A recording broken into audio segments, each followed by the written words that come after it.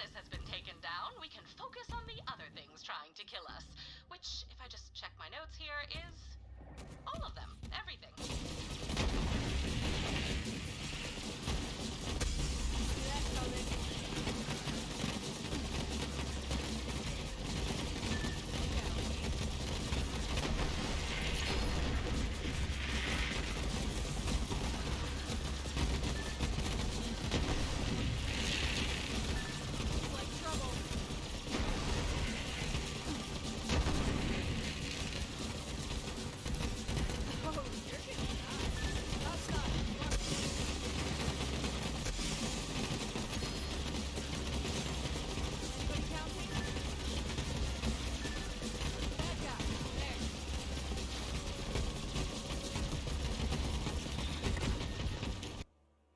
Hey everyone, it's James Roney again with another Moze build. I am pumping these Moze builds out insanely quick and fast because she has had so much potential unlocked with the patch and DLC, and there's just so many ways to play with her now. She can use so many more comms, so much more gear, and while you're noticing similar stuff between these builds, they all express different ways to play Moze, but they all involve making stuff blow up. Especially this one, Evaporator Moze. It's kind of Plague Burner Moze, but with more gear, and also not using Bloodletter or Deathless, but I will be upgrading that build within the next couple of days, so stay tuned for that. However, today, I love this build because it's just pure damage. It's Blastmaster, arguably Moze's highest DPS comm. It's great for mobbing, it's great for bossing, and you're gonna get the most out of Splash for this build. Yes, it does. You can use the Hex again. It doesn't really do much damage, but, you know, it works with Vampire, and it's a light show. Light speed grenades are also what I suggest for grenades. Shields are going to be much different, or much the same. Old Gods, Transformer, you know, make sure you match the element for which one you want. Comm's going to be Blastmaster. You don't really need that many points in Vampire. In fact, if you want, you can get one with, one redistribution and more points and pull the holy pin. This way your grenades can proc your crits even more, which actually might be more ideal, but I found myself being okay with this. If you want more healing, it's fine. If you don't, if healing only a few points of Vampire will do it, and then get more points and pull the holy pin, but this is my ideal Blastmaster. And then we're rocking Pearl of Ineffable Knowledge again. I know this is a common artifact in most builds, and it's because it's the highest. It's the best artifact for damage, especially with her, you know, mag sustainment, shoot longer, consecutive hits. It really works with Moze very well. So there's other artifacts that can work, but I would definitely recommend Pearl.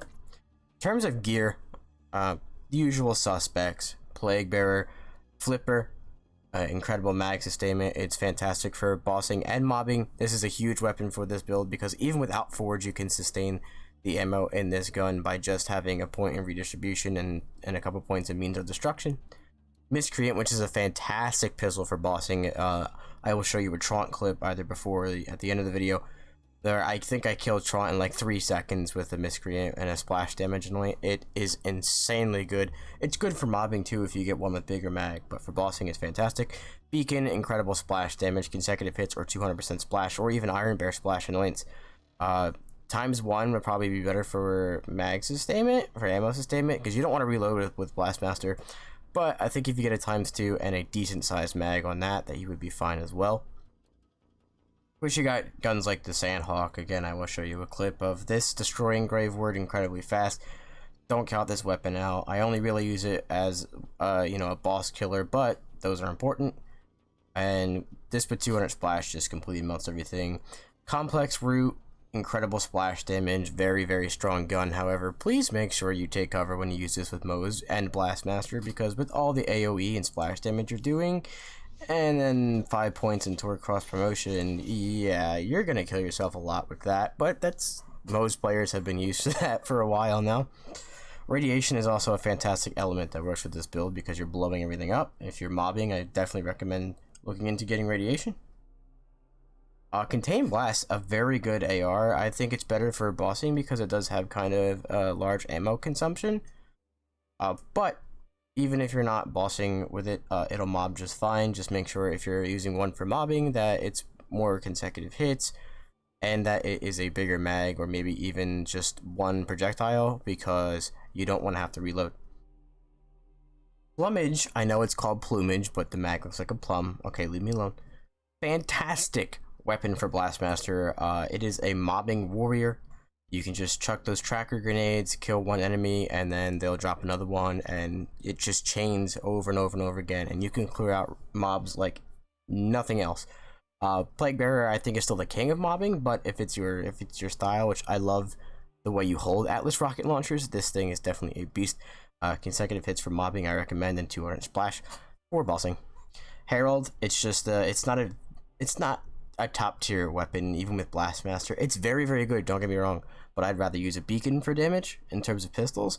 However, it's just so fun to use that it doesn't even matter. I will gladly take the very slight damage reduction that this has versus a beacon to just blow everything up, because you can really just absolutely wail on this and just spam it like crazy, and that's super fun. That's definitely what I would use. And then we have more flippers, because they are amazing, and then Backburner. This is still going to be your max DPS with this Moze build, just bar none. There's nothing that even compares. The Backburner is still insane, and with Fire in the Skag Den and Short Fuse scaling in Mayhem, and also level 60 being a new level cap, this thing can reach insane damage numbers on the card and do even more damage than it could do before, which it really didn't need to, but now it can. In terms of anointments, it depends on how you play. Consecutive hits if you don't like to proc Iron Bear a lot. If you don't mind hopping in and out of Iron Bear to proc splash damage anointments, then go for 200 splash. If it kind of annoys you to use Iron Bear to proc anointments, then use the Iron Bear 160 splash, because you still get 160% splash damage, but it lasts for 18 seconds, so you don't have to hop in and out of Iron Bear so much, because not only can it be annoying if you do it in the wrong spot, it's a death sentence, and with some modifiers it doesn't really work. So if you want a more seamless playstyle with this build, go consecutive hits. If you don't mind hopping in and out of Iron Bear and want a little bit more damage, go 200 or 160 splash. Now for the skills. Fire in the Skag Den. We just recently found out that this scales in Mayhem, so this went from being never get this skill to never not get this skill. It's very, very good.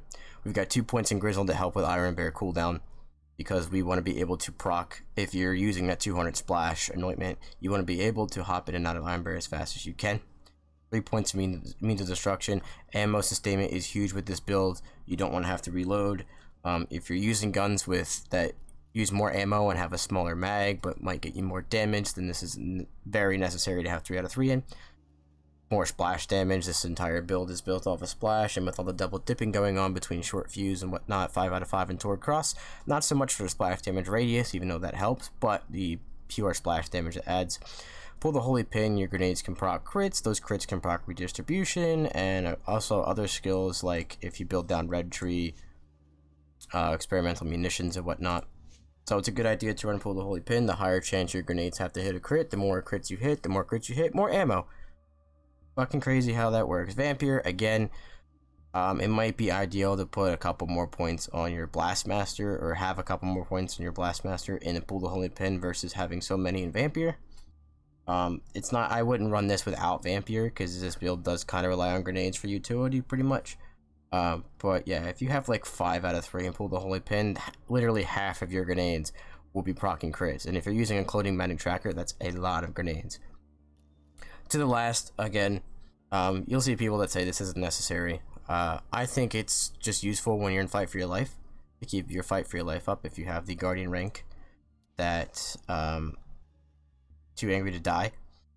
If you have clothing magic trackers going on while you're knocked and just chuck them and fight for your life, you can keep that fight for your life up for a long time. 5 out of 5 in explosive punctuation. Again, if you want to use this build where you get hopping in and out of Iron Bear to proc the 200% splash or 160% splash anointments, you're going to want this. This does cool down faster than Grizzled, because this does not have diminishing returns, where Grizzled, the more enemies you kill, the less effect it has. And so with all the splash that you're doing, you know, especially if you're using a beacon or a flipper or plague bearer, you're going to get Iron Bear back really fast with this. and that's not to say that maybe you want to look for action skill cooldown rate on your comm, because that would help as well. And then short fuse, Moze's highest source of damage, it works insanely well. Also, if you're using the build with 200 splash, let me explain green tree first. Cloud of lead, ammo, fire, Moze. Again, match set. You can always go match set instead if you're using the same manufacturers. I think match set limits the kind of gear you can use, but it's still, if you're all about a manufacturer, if you want to use all Torx, all Mallowan, all TD or whatever, then definitely go match set. Stoke the embers for increased incendiary damage with fire in the skag, then scaling the way it does now. This 10% is a huge bonus compared to that. 2 out of 1 redistribution, again, mag sustainment, and all the crits you'll be doing from using multi-projectile weapons and your grenades. This is a huge for mag sustainment. Even with some guns like the flipper, if you have this and pull the holy pinpoints, you don't even need forge. But we'll get to that when we get down to forge. Scrappy, you're going to be, if you use Mallowan weapons, you're going to be switching your mode very often. If you want to match elements, you're going to be switching weapons often. And weapon damage is just very helpful. This is an all-around good skill for Moze now since he got buffed. And so you might not have to put 4 points into it, but I would put like 3 or 4 into it just to also have him move down the tree. Russian offensive, being able to shoot and heal is huge, especially if you have speed demon.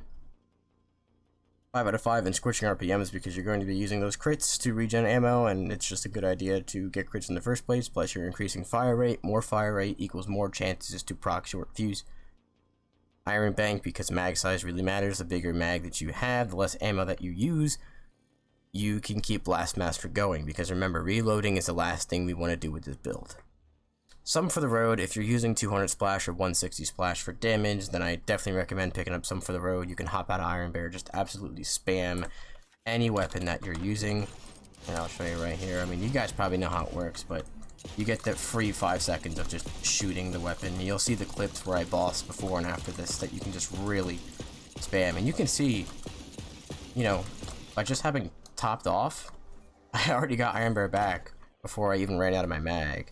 So yeah, if you just use Iron Bear to hop out with, and also have 5 in explosive punctuation, you don't even need Grizzled probably to get it back.